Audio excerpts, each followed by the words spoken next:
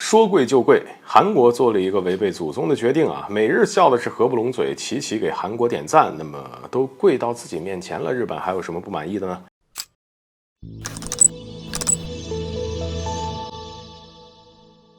大家好，欢迎来到赵特展观察室。二战劳工的赔偿问题一直是韩国和日本的主要矛盾点。韩国要日本道歉，并做出相关的赔偿，可是日本不但不道歉，反过来对韩国发起制裁。这也导致日韩关系一直持续一个紧张的状态。可是现在这样一个紧张的状态呢，却被尹锡悦以一种屈辱的方式给化解了。尹锡悦宣布啊，二战劳工的赔偿用不着日本付一分钱，这笔钱由韩国方面自己承担。这算什么呢？这几十年的坚持，最后落得一个自己给自己赔偿的结果。说贵就贵啊，这也难怪尹锡悦的这一决定被视为是韩国的耻辱，韩国民众更是纷纷的涌上街头，反对尹锡悦做出这样一个屈辱的决定。而与韩国民众以及在野党的反对和愤怒形成鲜明对比的是，美国和日本齐齐的给韩国这一决定是大大的点赞，这也是跪到美日的心坎里去了。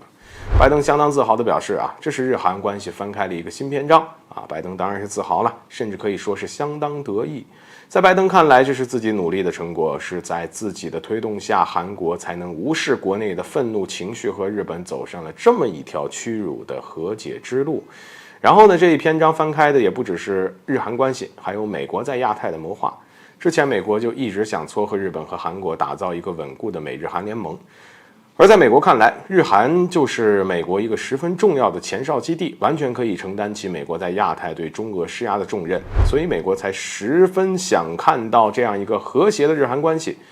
可是很可惜，二战劳工赔偿问题啊，一次次让日本和韩国是不欢而散，联合发布会几度冷场，让美国副国务卿舍曼一个人站在那儿。可现在韩国直接做了一个违背祖宗的决定啊，作为受害者不再追究施害者的责任，先向日本低头，美国也就看到了日韩的和解的希望。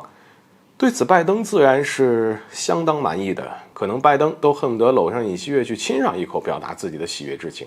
这拜登满意了，岸田文雄又有什么不满意的呢？毕竟这韩国都跪到自己面前了，这就是日本要看到的结果。而岸田也迅速做出回应，韩国这么做相当不错，日本也会在适当的时候就历史问题做出一些适当的道歉。就这样一个只有韩国民众受到屈辱，只有韩国民众在愤怒的世界出现了。而且尹锡悦能够做出这样一个决定，本身也早有铺垫。